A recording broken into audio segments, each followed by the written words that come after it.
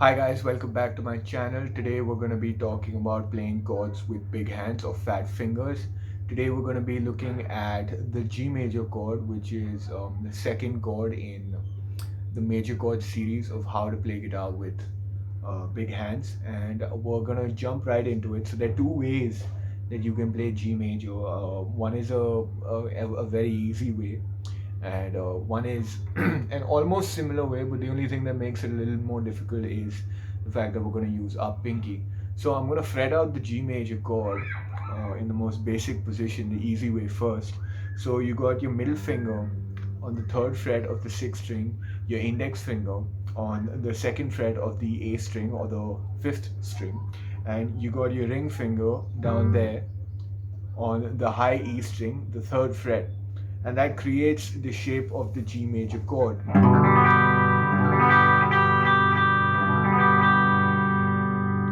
And where it works well is when you're playing a bunch of happy songs. G major, C major, and D major, a bunch of chords you can sing to very easily.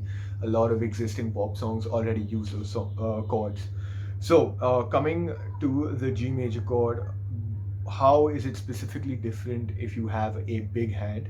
One thing is that my fingers are fairly long. They're not extremely long, but they are on the longer side. So I actually have a lot of trouble when it comes to fretting certain chords because the length of my finger causes it to come in at an angle, a slight slant, which means that there are a lot of strings there that get muted out. So to fix that problem, what I do is I put my thumb behind the fretboard. I don't let it hang over the top while I'm holding this chord. I put it all the way behind, and I may leave just a little bit poking out, but nothing more than that. And what I do is I bring my wrist. Now watch right here, all right? I bring my wrist forward, and what that does is it it no longer makes my fingers lie on the fretboard flat. They sort of come at an elevated angle. It's almost like they're making a line through the neck of the guitar pointing behind me, and therefore putting maximum amount of tension on the strings.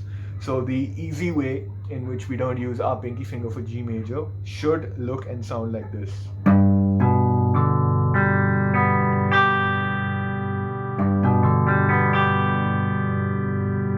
And I want to stress and point out once again just how forward I brought my wrist, because once I do that, once I bring it in front, this is a little exaggerated, but once I bring it in front a little bit, just from here to here, I free up a lot of tension in my arm, and that gives my fingers the ability to press down on the strings.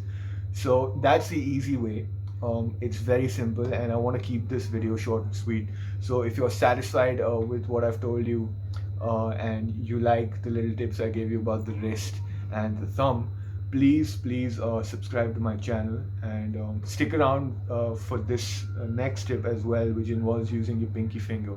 And the only difference that's there in this method of playing the G major is that instead of putting your third finger on the third fret of the high E string or the first string, you're going to put it on the third fret of the B string or the second string. All right, and you're going to put your little finger where your third finger used to be in the easy position. So it just gives us a slightly different sound. So same principle, I'm going to tuck my thumb at the back, bring it in, and I'm going to bring my wrist a little forward to give my long fingers or fat fingers a little bit more leverage.